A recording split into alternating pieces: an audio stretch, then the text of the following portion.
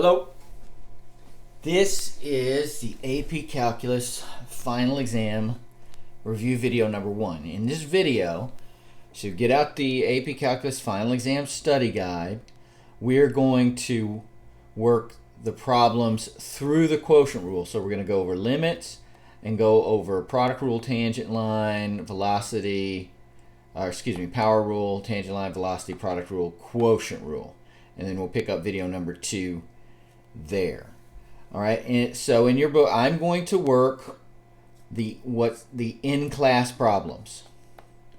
The suggested practice problems are, for the most part, they are odd problems. So you have the answer in the back of the book, and most of these you were assigned homework. So you'll have, if they're even, you should have the answer in your notebook.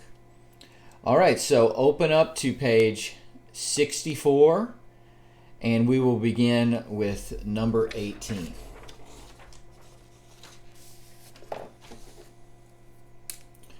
Also, as I go through this, if I see something that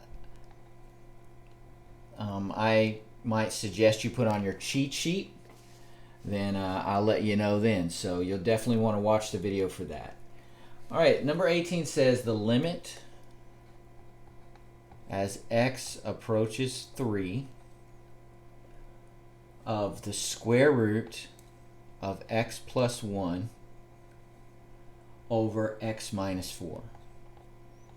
Now with limits, we don't have to do any special kind of algebra to them if we can plug a number in and get something other than 0 over 0. Okay, so if we plug in 3, you always want to try plugging in first. If you plug in 3, it's going to be the square root of 4 over negative 1, and that is just negative 2. So don't always plug in before you do anything else. Okay, if you get 0 over 0, that means it needs more work. Okay, number 38. So we have the limit as x approaches negative 1, 2x squared minus x minus 3 over x plus 1. Okay, so we're in the factor and cancel method. Okay, so if you were to plug in, you would end up getting 0 over 0 here. So we need to try to factor the top. So limit as x approaches negative 1. We have to write that every time. And let's see if we can factor the top. So I think a 2x and an x, and then a minus 3 plus 1 will work. Let me try it. 2x squared minus x and then minus 3. So that works. On the bottom we have x plus 1. So we can cancel that out as long as, and you have to put this condition down, as long as x does not equal negative 1. Okay, because that would make, if you put negative 1 in, the denominator would be undefined. So we can rewrite this as the limit as x approaches negative 1 of 2x minus 3, and we can just plug in, that's negative 2 minus 3, and that is negative 5. Right, the next one on our list is 40. That is the limit as x approaches negative 1 of x cubed plus 1 over x plus 1. So underneath here, before I get started on this, first of all, if you plug in, you'll get 0 over 0. You might want to put on your cheat sheet how to factor a cube. So I'm going to write that underneath here, and then I'll erase. So just in case, a cubed plus b cubed factors into a plus b times a squared minus ab plus b squared. And then a cubed minus b cubed, so if you get a difference of two perfect cubes, it factors into a minus b, and then it's a squared plus ab plus b squared. All right, so if you're not doing a cheat sheet to memorize, the first one is a plus if it's plus, and then you have a minus there. And if it's minus, you'd have a minus out front, and then the rest of them are plus. Okay, so pause the video if you want to write those down, and then we'll get back to working this. So we could factor here, this top. A is, of course, going to be x, and b is equal to 1. All right, so I'm going to go ahead and erase this because I'm just going to end up smudging it. So hopefully you got that down. And I would have x plus 1 times x squared minus x plus 1 over x plus 1. And I forgot to rewrite limit as x approaches -1. All right, and then you can cancel that as long as x does not equal -1, and we would have the limit as x approaches -1 of x squared minus x plus 1. So now we can plug in. -1 squared is 1, minus -1 would be 2, plus 1 is 3. So boom. All right, the next on our list is 42. So 42 is the limit as x approaches 2 of 2 minus x over x squared minus 4. All right, well, let's factor. That's the difference of two perfect squares. Whether you need to put that on your cheat sheet or not, we've done that so much, maybe you wouldn't need to. As x approaches 2 of 2 minus x, and this would be factor into x plus 2 times x minus 2. Now see how we have the reversal of numbers, x minus 2, 2 minus x. That tells you that, hey, how about factoring a negative out of the top? So it'd be negative, and then if you did that, you would have x minus 2. If you're not sure if you did that right, just distribute the negative, and that'd be negative x plus 2, which is the same as that. So over x plus 2 times x minus 2. The x minus 2's will cancel as long as x does not equal 2. And we will have the limit as x approaches 2 of -1. Now that negative didn't go away. -1 over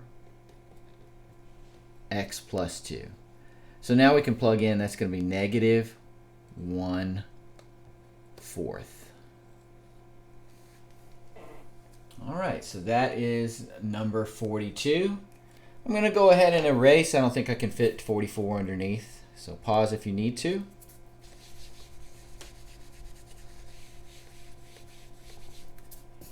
All right, number 44, so we're on page 65 now. And number 44, we're going to take the limit as x approaches 0 of the square root of 2 plus x minus the square root of 2 over x. Now anytime you see radicals, okay, and if we plug in 0, it's going to be 0 over 0. And you don't know what to do with them, you could try multiplying by the conjugate to get rid of the radicals. Well, the conjugate is going to be the square root of 2 plus x plus the square root of 2 over the square root of 2 plus x plus the square root of 2. We're just multiplying by a clever version of 1 here to try to get rid of the radical, and maybe we'll get lucky and something will cancel out. So that's the limit as x approaches 0.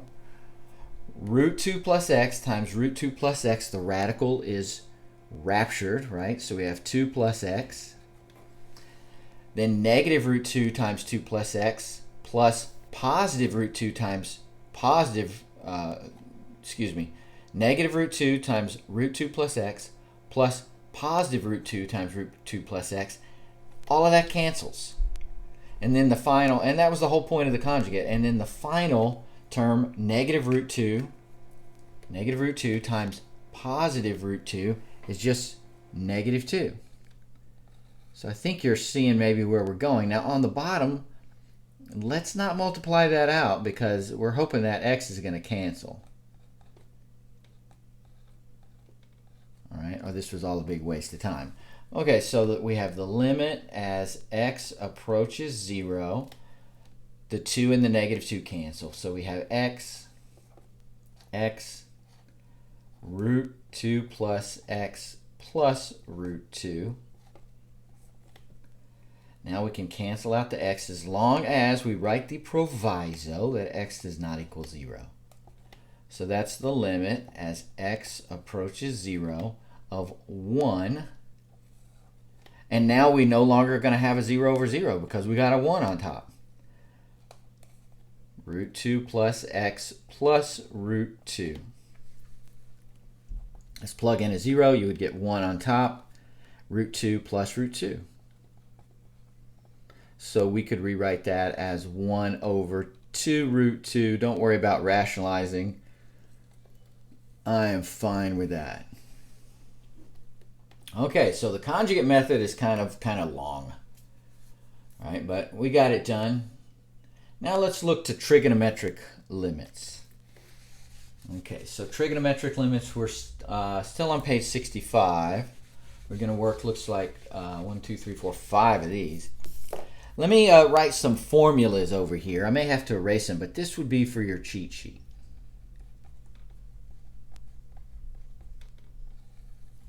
So we've got the limit as x approaches 0 of sine x over x is equal to 1. We can flip that. The limit as x approaches 0 of x over sine x also equal to 1.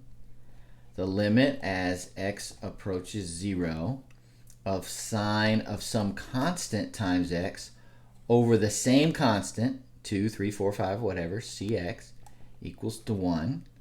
And then the limit as x approaches 0, you can flip that. The reciprocal cx over sine cx, that's also equal to 1. And then we had 1 with cosine.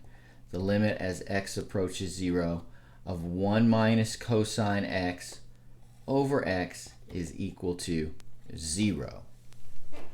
All right, so if you're using a cheat sheet, you definitely want this on there.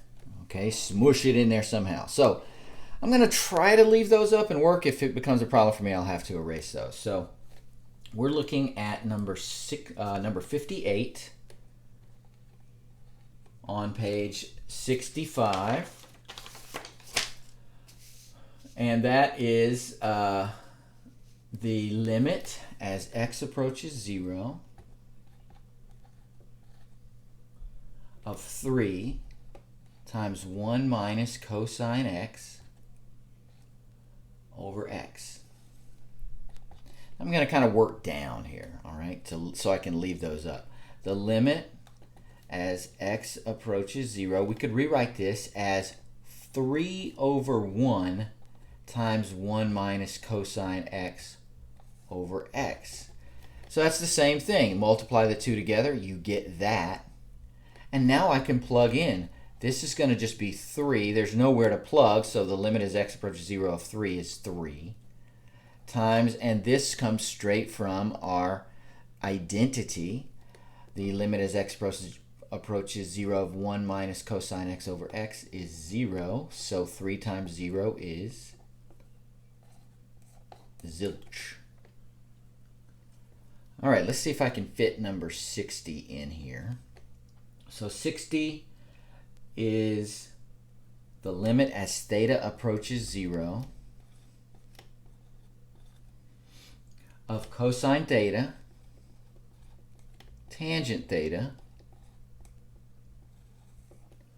over theta. So that's going to be the limit as theta approaches 0 of cosine theta times tangent, let's rewrite that as sine theta over cosine theta over theta. So the cosines cancel, and we have the limit as theta approaches bagel of just sine theta over theta. And what is that? Well, it's the same as sine x over x, which is 1. Boom. 2 down, 3 to go on the trig limit.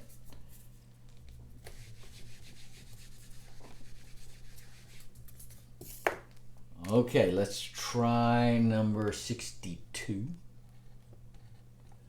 So 62, we have the limit as x approaches 0 of tangent squared x over x.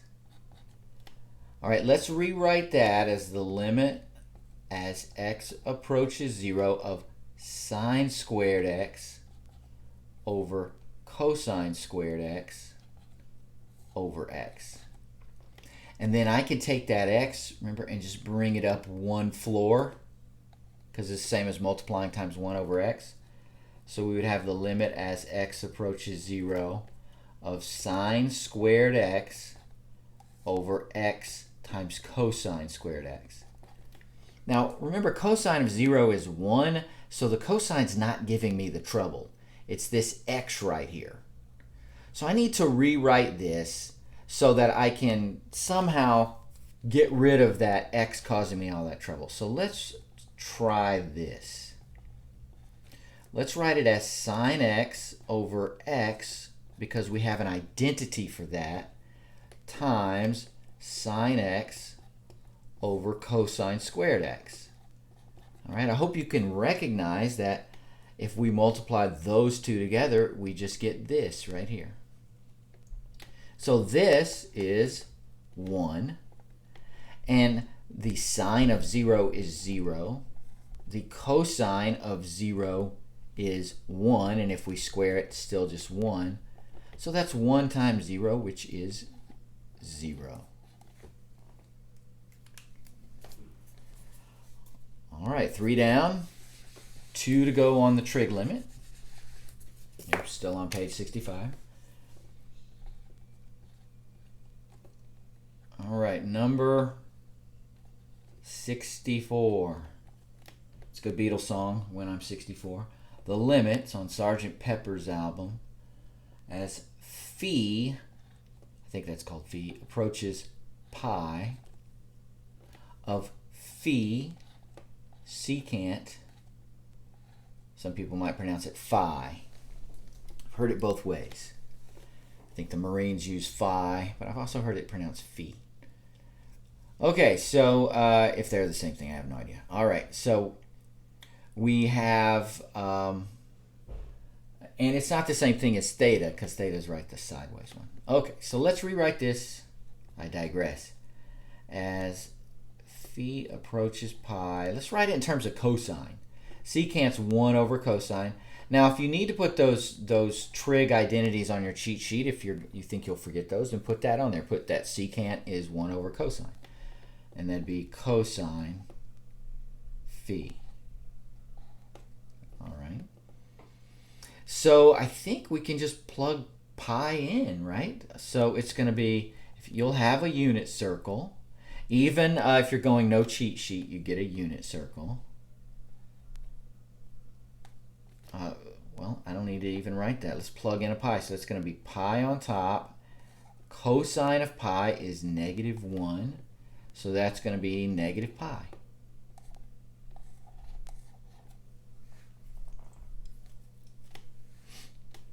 All right, and let's see if we can squeeze in 68. So we have the limit as x approaches 0 of sine 2x over sine 3x. Now this is one where we're going to use our wishful thinking. We're going to tell math to do what we want it to do. So what I'm going to do, I'm going to go down a level here. That's the limit as x approaches 0. And I'm going to write this as sine, I'm going to really split it up, 2x over 1 times 1 over sine 3x. Now, what do I want to put right here? I want a 2x, right? Because sine 2x over 2x, the limit is 1. So let's just put it in. We've got 1 over 2x. I'm going to multiply by that, and we'll just go doink right there. What do I want here? I want a 3x. So let's multiply this whole thing by 3x over 1. Now, what did we just multiply all this by? We multiplied it by 3x over 2x, which is 3/2. What do I need to multiply this whole thing by to compensate for that and not be illegal? Well, if I multiply by 3/2, then I have to multiply by 2/3, because 3/2 times 2/3 is 1, and then it's not illegal. So let's rewrite this as the limit as x approaches bagel of sine 2x over 2x times 3x over sine 3x, because I moved those in with those arrows, right, times 2/3. So this is going to be 1 times 1 times 2/3, and that is just 2/3.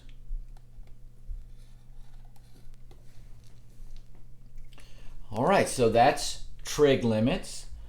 I gave you 1, 2, 3, 4, 5, 6 that you could possibly work on your own. So I would definitely suggest, especially if you need a really high grade, to work those. If you don't need a super high grade, then maybe you can just look over them. All right, let's move on to the derivative section.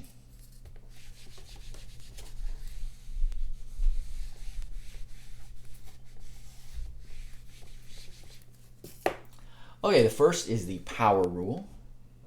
So we're on page 110, and it looks like we're going to do 4 of these. All right, so the first one, mainly what I'm going to teach you to do here is remind you how to rewrite. So let's say we have 2 over 3x squared. We want to rewrite this as 2/3 x to the minus 2. Because otherwise you're going to have to use the quotient rule. Why would you do that? So if you rewrite it like this, bring that x squared up top, then y prime is going to be negative 2 times 2/3, negative 4/3 times x to the minus 3. Now, I'm going to count off if you don't bring that x to the minus 3 down to the bottom. We have to make that positive. So negative 4 over 3x cubed, and that is good enough for me. Let's try 22. So 22, we have y is equal to 4 over x cubed. Excuse me, x to the minus 3. So now we can just rewrite this as y is equal to, I gave the game away a minute ago, didn't I? 4x cubed. Bring that x to the minus 3 up top. So y prime then would be 12x squared. All right, 3 times 4, 12. Drop 1, boom. All right, I hope you're thinking, wow, this is easy. I love this. 36 h of x is equal to 2x squared minus 3x plus 1 over x. The purpose of this problem is to remind you that you don't have to use the quotient rule. What a pain in the caboose. Divide the x into each one of these. All right, so that's going to be the same as 2x squared over x minus 3x over x plus 1 over x. Now let's rewrite that. 2x squared over x is just 2x minus 3 plus, and we can rewrite this as x to the minus 1. Now, we're not taking the antiderivative. You just did a bunch of those. You've got to be careful on this test. It's saying take the derivative. Don't go backwards and take the antiderivative. Let's write that down. Don't take antiderivative. You got to do what the instruction tells you to do.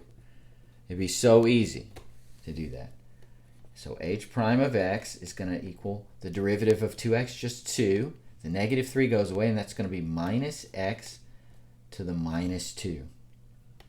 So let's rewrite this so that I don't count off a point. That's 2 minus 1 over x squared. The book would put those together. This is fine with me. The book would multiply this by x squared over x squared, put it all as one fraction. I am totally okay with this. Okay, so I'm going to erase in just a second. I think we're still on page 110. Let's do number 38. So 38 is y is equal to the cube root of x plus the fifth root of x. So we need to rewrite this as x to the 1/3. Remember, it's in the top of the fraction, it's the exponent under the radical. So that's 1/3. I did have, I think, one person mess that up on the chapter 4 test, and I know that'll be a painful thing when that person sees that. So y prime is going to be 1/3 x to the minus 2/3, we're subtracting 1, plus 1/5 x to the minus 4/5. Let's get rid of those negative exponents. That's 1/3x to the 2/3 plus 1/5x to the 4/5. There's no plus c here. We're taking the derivative, okay? If you put a plus c when you're taking a derivative, I'm going to laugh, and then I'm going to count off a point, so you don't want that. All right, let's move on to the tangent line. All right, so we're on page 111 here.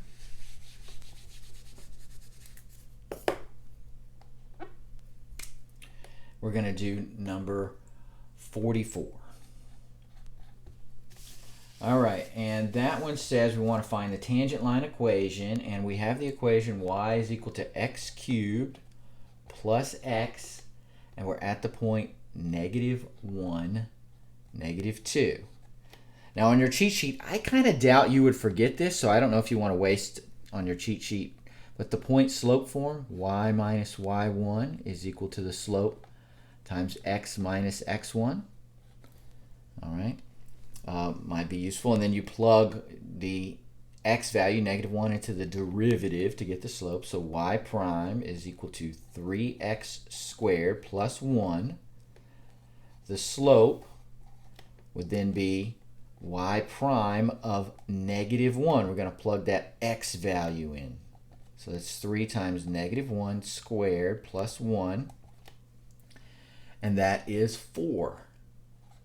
So we have a slope of 4. So we have, now we plug our y1 and our x1 back in. So we have y minus -2 is equal to the slope 4 times x minus -1. So y plus 2 is equal to 4 times x plus 1. Circle that bad boy. Boom. All right. Let's do some velocity, acceleration, and position problems. So we're on page 112. I actually printed this page off since it's a word problem. All right, we're going to do number 72 and 74. So 72, we're using the s of t. So you just did the reverse of this where you started with a of t in chapter 4. So you got to be careful. S of t is equal to -16t squared plus v naught t, that initial velocity, plus the initial position. And 72 says a ball is thrown straight down from the top. I know this is tiny writing on the video, but just read along in the book. Straight down from the top of a 220-foot building. So that's S naught, 220. The initial velocity is -22. What's the velocity after 3 seconds? And what's the velocity after falling 108 feet?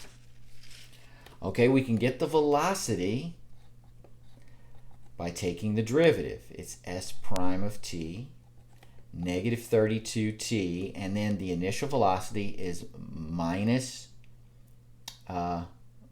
22. Okay, so let me go ahead and actually rewrite this as s of t. Excuse me, I got a little ahead of the game. Minus 16t squared minus 22t, that's the initial velocity, plus what was the height was 220. Okay, so take the derivative of that, negative 32t minus 22. So what's the velocity after 3 seconds? Plug in 3. That's negative 32 times 3 minus 22. That's negative 96 minus 22. That'd be negative 118 feet per second. Now the second half of the question is, what's the velocity after falling 108 feet? So if we start at 220, we fall 108 feet, where are we going to be? Okay, well, we're going to be 220 minus 108, that's 112 feet, right?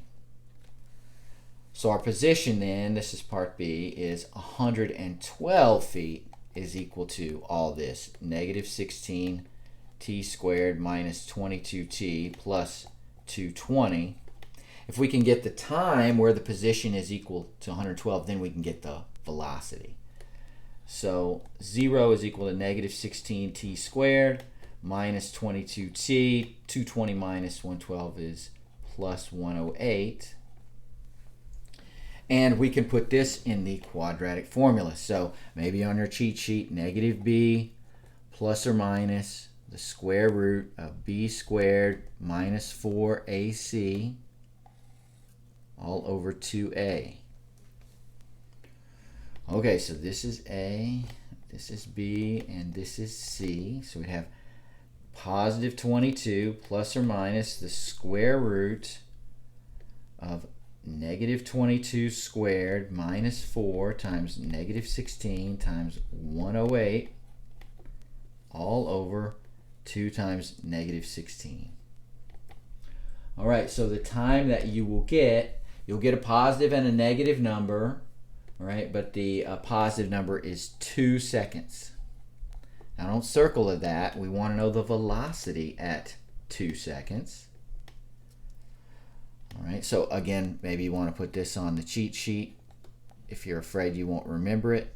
A lot of you, you learned a song, I think, so you might not want to waste the cheat sheet with that. So v of 2 is going to be minus 32 times 2 minus 22, and that's negative 86 feet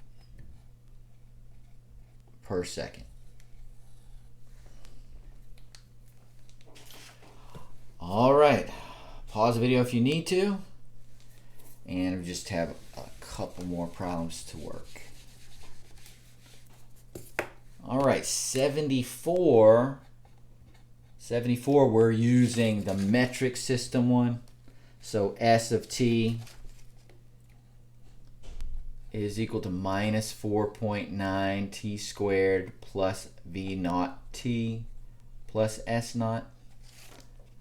74 says, to estimate the height of a building, a stone is dropped from the top of the building into a pool of water at ground level.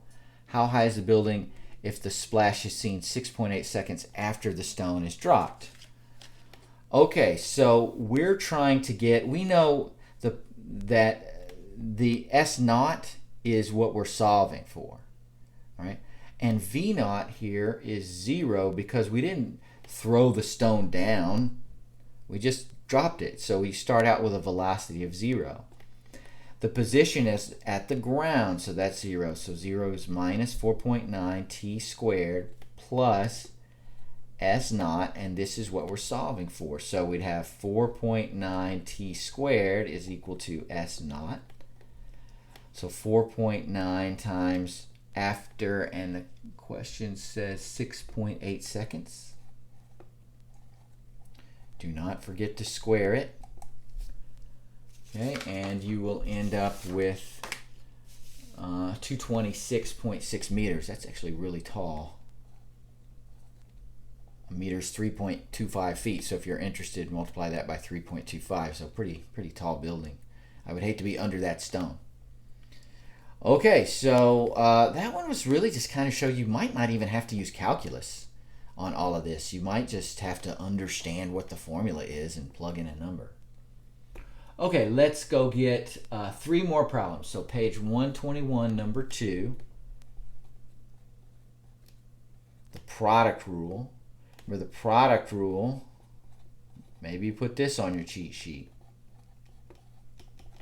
It's the first times the derivative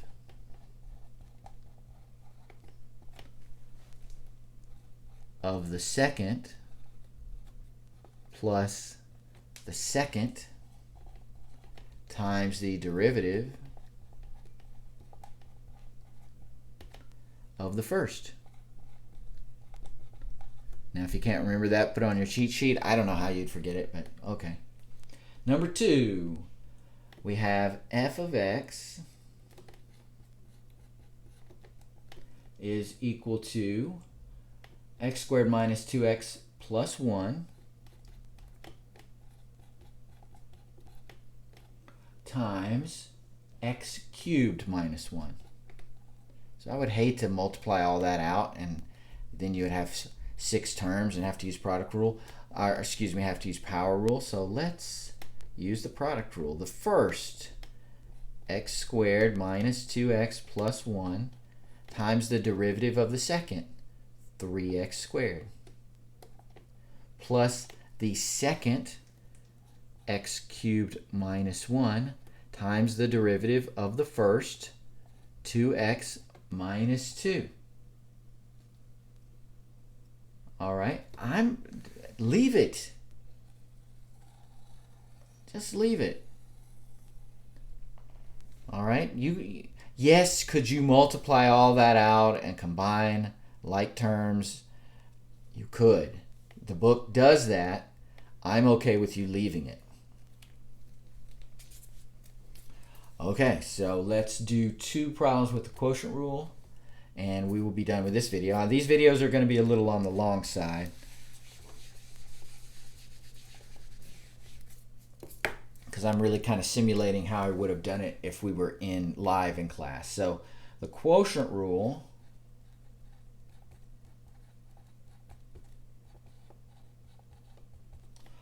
all right, it's the quotient rule is going to be the bottom times the derivative of the top minus the top times the derivative of the bottom all over what? The bottom squared. I know I could have written that out much, I think it's easier to memorize this language than it is to f of x and g of x and all of that. But, write it however you want to. So page 121, we're going to do 14 and 22. So 14, we have f of x is equal to x cubed plus 3x plus 2 over x squared minus 1. All right, f prime of x, quotient rule, the bottom, x squared minus 1, times the derivative of the top, 3x squared plus 3, minus the top, x cubed plus 3x plus 2, times the derivative of the bottom, 2x, all over the bottom squared, x squared minus 1, all squared. Don't simplify. No. Leave it. That's cool. A lot of times I end up making you plug a number in, and then you wouldn't want to take all the time to simplify anyway. Let's say I told you to find f prime of 1. You would plug 1 into all this, and let me give you a secret. That makes it much faster for me to grade. Okay, because if you got the number right, if you plug in 1 or 2 or 3 and you get the number right, I know you got the derivative right. Okay, so can we fit 22 in. I'm going to try. So 22, we have f of x. Last one. X times x squared minus 1 over x plus 3. Listen, I wouldn't do a hybrid product rule, quotient rule here. I know you could. This is super easy to just multiply the x by x squared minus 1, and then it's just a straightforward quotient rule. So that's going to be x cubed minus x over x plus 3. And now we can do f prime of x is equal to the bottom, x plus 3, times the derivative of the top, 3x squared minus 1, minus, bottom times derivative of the top, minus the top, x cubed minus x, times the derivative of the bottom, 1. You don't have to write that. Bottom times derivative of the top, minus the top times derivative of the bottom, all over x plus 3. Now it's a terrible x plus 3, all squared. Don't simplify it.